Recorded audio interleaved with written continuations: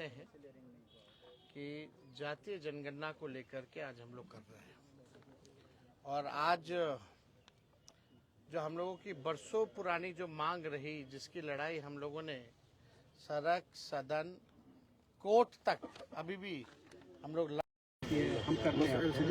आज हम लोगों के बातों पर जो है और हम लोगों के मांगों पर हम लोगों का जो मुख्य लड़ाई रहा, आज उस पर केंद्र सरकार को भी झुकना पड़ा और केंद्र सरकार ने निर्णय लिया है कि जो अगला सेंसस होगा उसमें जातीय जनगणना को भी इंक्लूड किया जाएगा। हालांकि ये केवल घोषणा है, 21 में सेंसस होना था, कब होगा ये किसी को नहीं पता है, लेकिन जो परिसीमन है उससे पहले जो है सेंसस कराना होता है। तो उम्मीद है कि ये परिसीमन से पहले ये सेंसस कराएंगे और सेंसस में जातीय जनगणना का भी एक कॉलम जो है जात का भी होगा। जो लोग हम लोगों पे आरोप लगाते थे जातिवादी लोग हैं, जात पात फैलाता है, आज उन सभी के मुंह पर जो है तगड़ा तमाचा जो है लगा है। और ये जब तक हम लोगों को साइंटिफिक डेटा नहीं पता चलेगा पूरे देश की आखिर स्थिति क्या है, तब तक हम उन समाज, जो पिछड़ा समाज, जो गरीब, वंचित, शोषित जो लोग हैं, उनको हम लोग मुख्य धारा में नहीं ला सकते।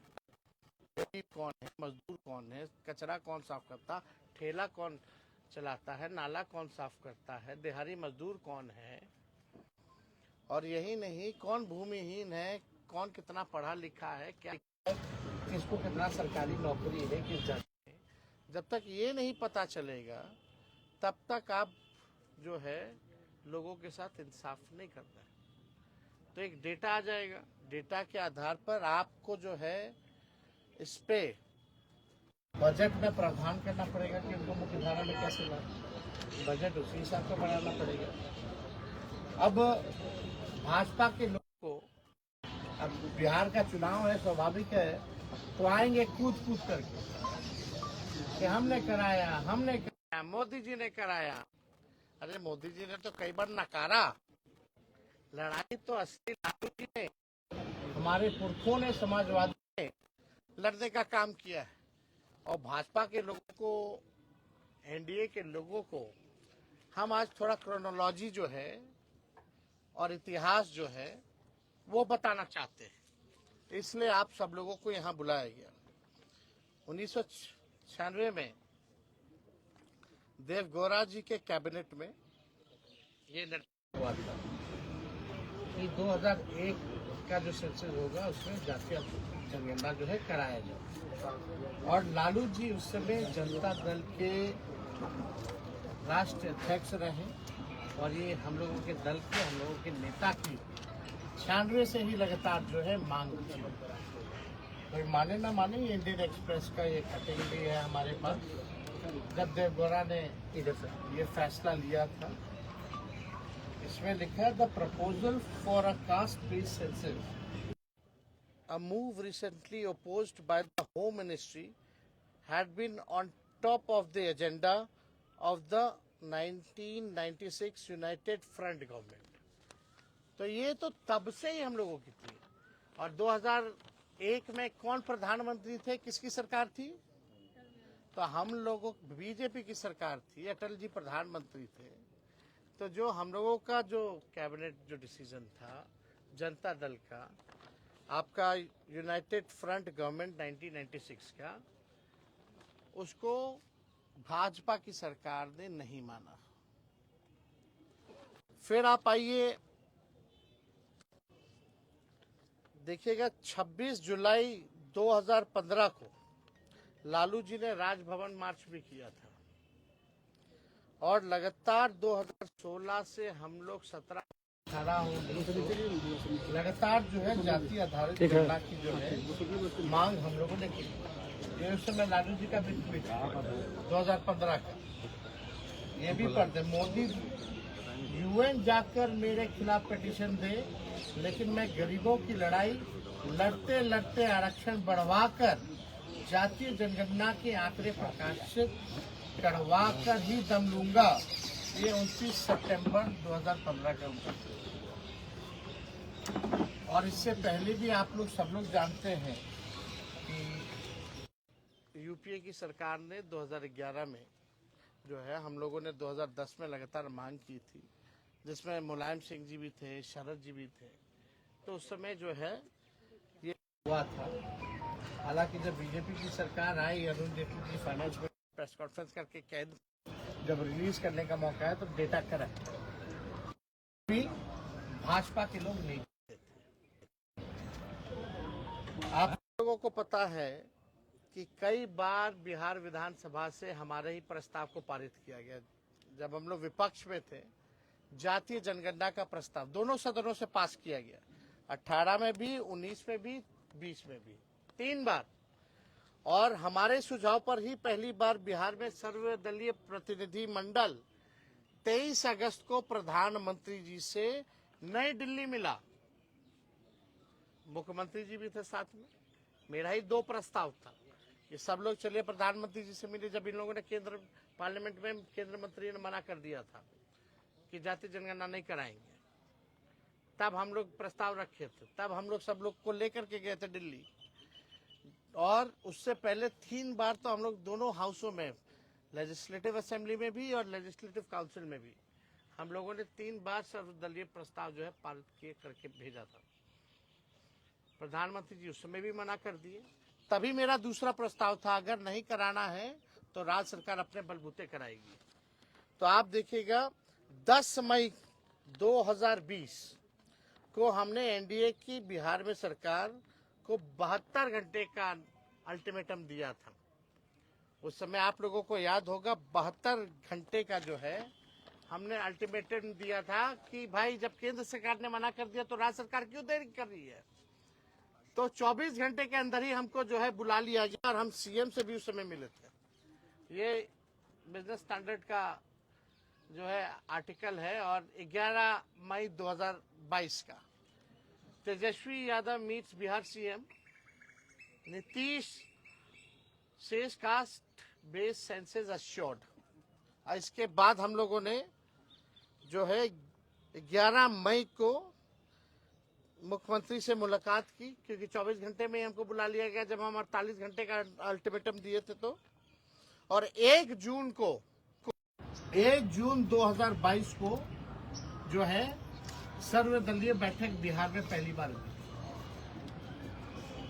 तो सारा प्रयास, चाहे राज्य सरकार ने जाति आधारित गणना कराई हो, क्योंकि राज्य सरकार कॉन्स्टिट्यूशन में राज्य सरकार सेंसस नहीं करा सकती, इसलिए हम लोगों ने सर्वे कराया था।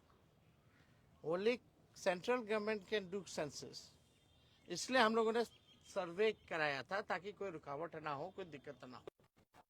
और सबको पता है 2 अक्टूबर जब हम लोग उप मुख्यमंत्री थे, महागठबंधन की सरकार 17 महीने की थी, तो 2 अक्टूबर 2023 यानी गांधी जयंती पर हम लोगों ने जातीय जनगणना का जो सर्वे का जो आंकड़े थे, जो रिपोर्ट था, वो प्रकाशित किया था। हम लोगों की सरकार में हुआ पहले ही बार। हमारे सांसदों ने लगातार जो है केंद्र सरकार से पार्लियामेंट में भी कई बार जो है अलग अलग मौकों पर जातीय जनगणना के बारे में पूछा। पहले प्रधानमंत्री जी बोलते थे सामाजिक विद्वेष फैलाना चाहते हैं ये लोग। अब प्रधानमंत्री जी बताएं कौन विद्वेष फैलाना चाहता है, कौन नहीं फैलाना चाहता है। करना वही पड़ा जो हम लोग कराना चाहते थे। ये हम लोगों की ताकत है कि ये काम जो है इन लोगों को करना पड़ा है। अब विश्लेषण इसका होता रहेगा कि भाई बिहार चुनाव को देखते हुए किया जा रहा है या कुछ भी किया जा रहा है। पहली बार कर्पूरी ठाकुर जी को भारत रत्न का से नवाजा जाए, इसकी मांग भी बिहार विधानमंडल की बैठक में प्रधानमंत्री आए थे तो उनके साथ हम ही ने पहली बार रखा था और उनको देना पड़ा था। लेकिन जब हम लोगों ने आरक्षण बढ़ाया, केवल रिपोर्ट आ जाए आप उस पर काम ना करें, तो कैसे चलेगा? तो बिहार सरकार अब तक क्या कर रही है? उस रिपोर्ट पर पहली बार जब सर्वे हुआ बिहार में, उसके बाद पहला बजट की सरकार में अभी कुछ दिन पहले, क्या उस सर्वे का कुछ भी डेटा के हिसाब से बजट में प्रावधान किया गया या बजट बना? नंबर 1 सवाल नीतीश जी बताएं, क्यों नहीं उपयोग किया गया? जो शेड्यूल 9 में जो हमारा आरक्षण जो 65% हम लोगों ने बढ़ाया था 17 महीने की सरकार ने, महागठबंधन ने, उस आरक्षण को शेड्यूल 9 में भाजपा के लोगों ने क्यों नहीं रखा? अभी भी हमारे मांग है कि एक दिन विधानसभा चालू कर दीजिए, पार्लियामेंट एक दिन का ऑन कर दीजिए, 65% क्या 75% करके लाइए। आज हम लोग सब लोग मिलकर पास करते हैं और यहाँ से हम लोग भेजते थे केंद्र में, और केंद्र सरकार जो है उसको शेड्यूल 9 में उसी दिन डाल दे। क्या ये करेगी? क्या मोदी जी करेंगे? क्या ये नीतीश कुमार जी करेंगे? करना तो पड़ेगा ही, एक ना एक तो इनको करना पड़ेगा।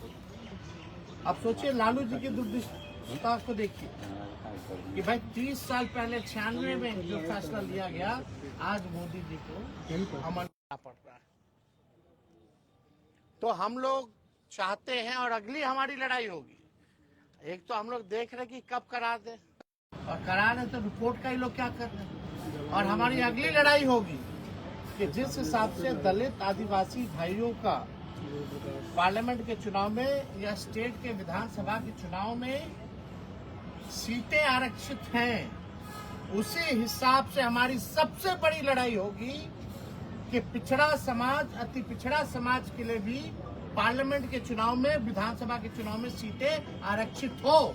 और ये करवा करके ही हम लोग दम जो है लेने का काम करेंगे, और किसी भी कीमत पे इससे हम लोग कॉम्प्रोमाइज नहीं करेंगे। जिसकी हिस्सेदारी है उस हिसाब से लोगों को, उनको मान सम्मान जो है, जगह जो है मिलनी चाहिए। तो मेरा सबसे बड़ा सवाल कि शेड्यूल 9 में क्यों भाजपा के लोगों ने अब तक लटका रखा है? नया प्रपोजल लाए, हम लोग पास करते हैं। दूसरा सवाल कि बिहार का जो सर्वे आया जाति जनगणना का, तो एनडीए की सरकार ने उसके अनुरूप बजट जो है क्यों नहीं बनाया? तीसरा हमारी लड़ाई होगी कि पिछड़ा अति पिछड़ों को भी पार्लियामेंट के चुनाव में और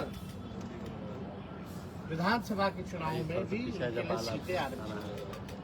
तो और कोई सवाल अगर आप लोगों का होगा आप लोग। सर 1990 से लालू जी इसकी लड़ाई लड़ रहे हैं, शरद यादव जी नहीं रहे, रामविलास जी की आवाज उठाई, क्या पुरखों की जीत है, ये हम लोगों के पुरखों की जीत है, ये समाजवादी नेताओं की जीत है, समाजवाद की जीत है। सर सामने लोगों ने लगातार जो है, हमारे नेताओं ने समय समय पर इसकी लड़ाई, चाहे सड़क हो, सदन हो या कोर्ट कचहरी हो, और आज भी मजबूती के साथ हम लोग लड़ रहे हैं। और हमारे एजेंडे पर ही भाजपा के और एनडीए के लोगों को नाचना पड़ रहा है। ये तो जीत हुई है, लेकिन अभी देखते हैं कि खाली बिहार चुनाव के लिए सब गुस्सा तो थोड़ा है कि वाकई में ये करा रहे हैं तो रिपोर्ट का कचरे के ढेर में तो नहीं फेंक रहे हैं। तो हमारी नजर हर एक चीज पे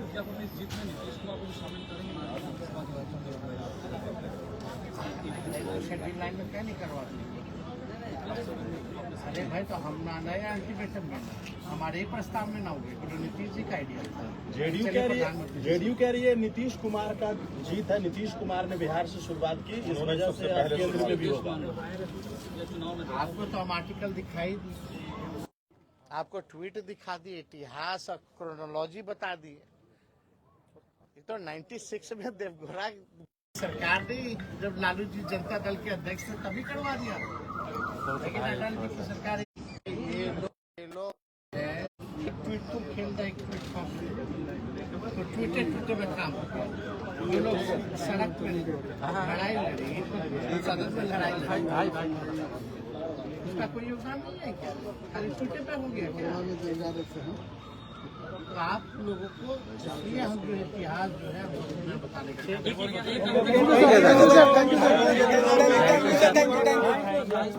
भाई क्या उसको भाई जो भी लड़ाई भी होगी जो भी बिहार का है तो गौतम भाई भाजपा की सरकार है। भाई हमको प्रेम होता है बढ़ेगी ठीक है पंकज जी